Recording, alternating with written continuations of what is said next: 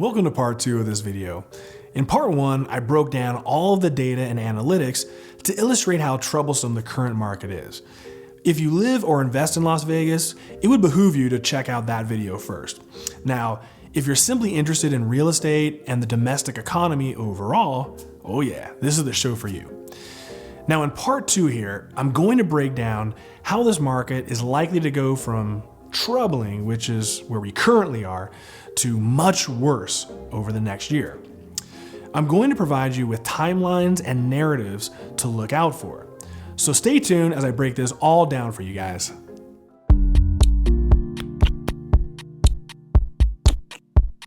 First off, let's establish major timelines.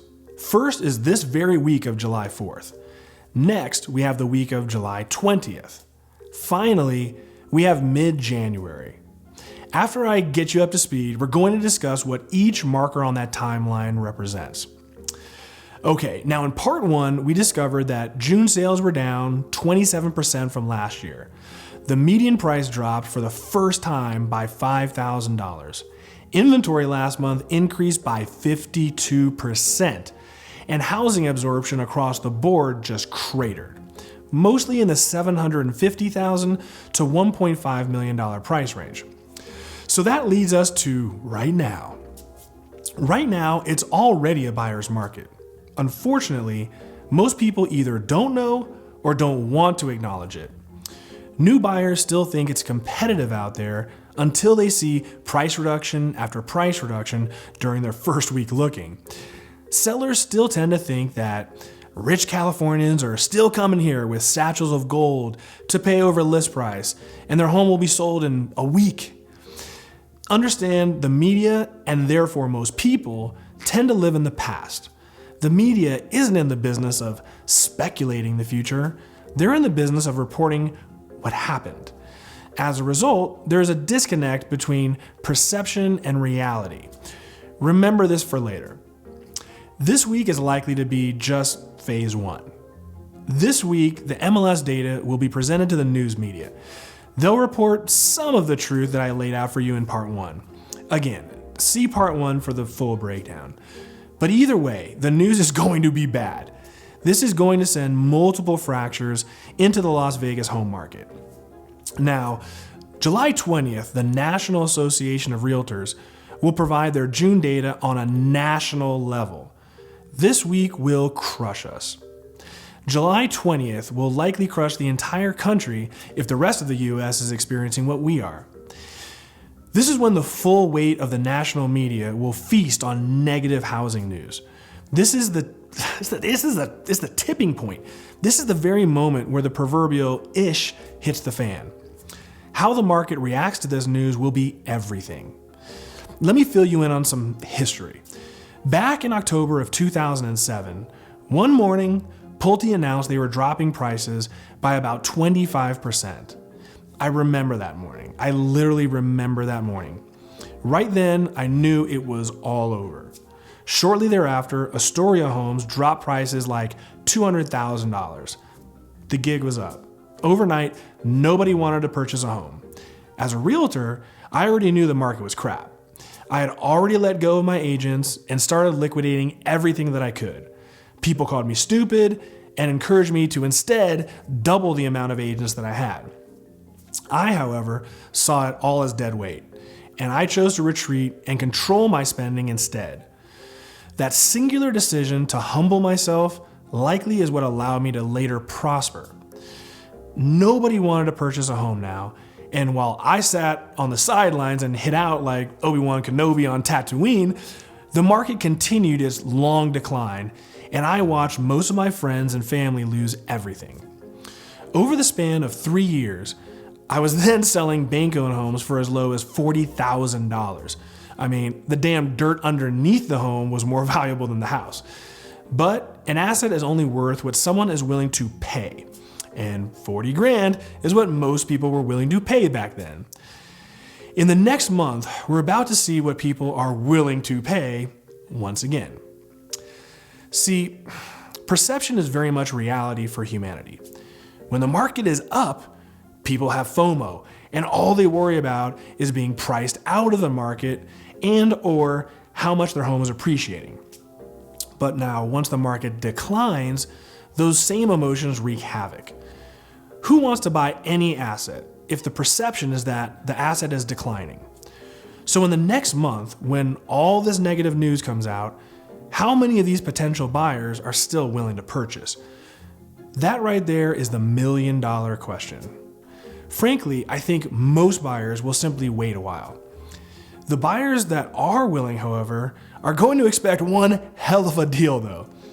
This is the second round. Some sellers want to sell while others need to sell. So what happens when you see your neighbor sell their home for $50,000 less? In some cases, this will easily be $100,000 or more. Now, it becomes a race to the bottom here. Some homes will get pulled off the market, while others will begin to fire sale price their homes. If this happens, the entire real estate market begins to just free fall. The inherent value of a property begins to really hit home. But something else begins to happen. When home values increase, people feel rich. When people feel rich, they spend money. They pull out equity from their homes and remodel or buy new homes. They buy new cars and go on vacation.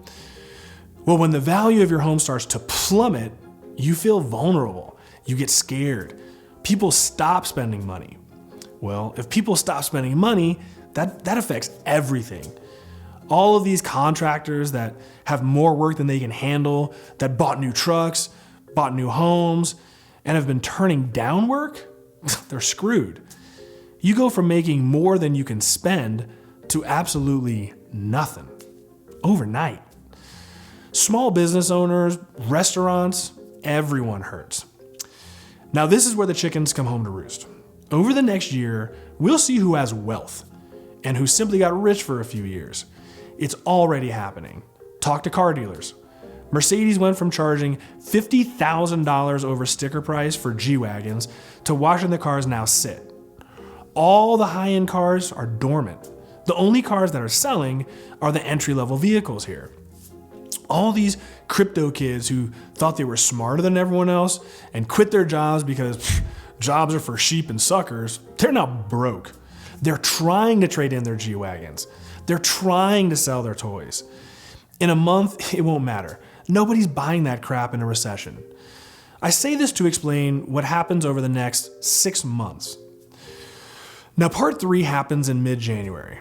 See, especially in cities like Las Vegas, people tend to live at or above their means. People forget that the party never lasts forever. Your business killed it, so you go buy that $1.2 million track home. You put in a $200,000 pool, and of course you go buy that Benz. But most forget that there's ups and downs. When you go from making $40,000 a month to losing money every month, how long can you hold on for? Seriously. In 2008, I coined the phrase MOLES, which was an acronym for months of life. Ask yourself right now, if you made no money, how long could you pay your bills for? For most homeowners, that's only about 6 to 12 months. Now, as I mentioned in the last video, flashy people tend to have larger egos. Those egos can either help or hurt you. Most people tend to go into denial when times like this happen. They either hope it will get better or simply refuse to deal with reality. My guess is that over the next 6 months, many of these homeowners that purchase homes between $750,000 to $1.5 million are going to go into denial. Their egos will not acknowledge failure. So they'll hold on to their material possessions until the financial burden starts to just crush them. They'll wait until after the holidays and then try to sell. January 15th is that marker. If this market does crash, you're going to see a lot of high-end homes flood the market in the first quarter of next year. But guess what? No one's buying that crap in a recession. Everyone is saving money, not spending it. Now, if we're lucky, the feds will respond in the first or second quarter of next year and start lowering rates to encourage home buying again to try and save this housing market. Now, this may work, this may not. Like Mike Tyson once said, everyone has a plan till they get punched in the mouth. Well, once everyone gets punched, by watching their home values decline and watching their businesses fail and watching their savings shrink, people tend to be a bit more conservative in their spending, at least for a while, right? So how do we navigate this? For me, it's relatively simple. Stop spending money, people. I put a self-imposed moratorium on spending a couple months ago. Look, if I'm wrong, you just wind up with a nice big old fat savings account. If I'm right, that extra savings might just go a long way. Dump everything you don't need while you still can. Over the next year, everything will come down in value. Sold your motorcycle? Great. You can buy it back for less money next year if you really want. Afraid you may not be able to afford your home because your business is already starting to decline? Dump it now. You were going to sell next year or the year after? Dump it now and rent for a bit. You'll survive. Need or want to purchase a home? All right, fine. But you need to insulate yourself. Boring homes or homes in disrepair are becoming worthless now. They're only going to sell if it's a value proposition to a buyer. These homes are already just sitting around. Perhaps instead, maybe buy a larger home that needs work. In 6 months, these contractors will be begging you for work. Remodels will be 60% of what they cost right now. So if you have the capital, buy a boring home and remodel it. You'll get a steal of a deal if you find the right motivated seller.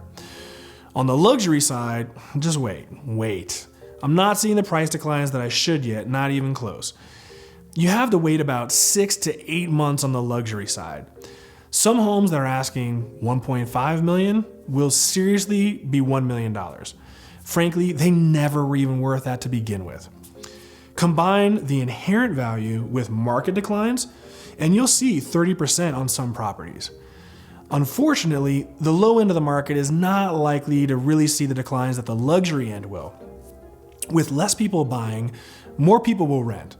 Savvy investors with wealth, they'll begin buying up low-end properties again, and they'll capitalize on these undesirable ones. We still have so many displaced buyers out there that can't compete with investors that I think the low end of the market won't see nearly as much pain as the high end this time. In the end, just remember, the good times don't last forever, and neither do the bad times. We'll get through this. But to prosper through this phase, we all have to look in the mirror and be honest about our finances and our egos. There's a tremendous amount of opportunity right around the corner for us.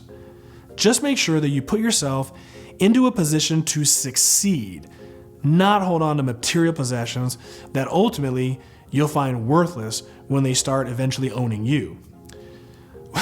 Well, that's it for this depressing ass video, guys. Stay tuned with me as I continue to explain what's happening and where this market is going.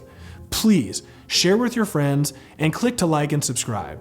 Have a great July, and I'll see you guys all in the next one. Deuces.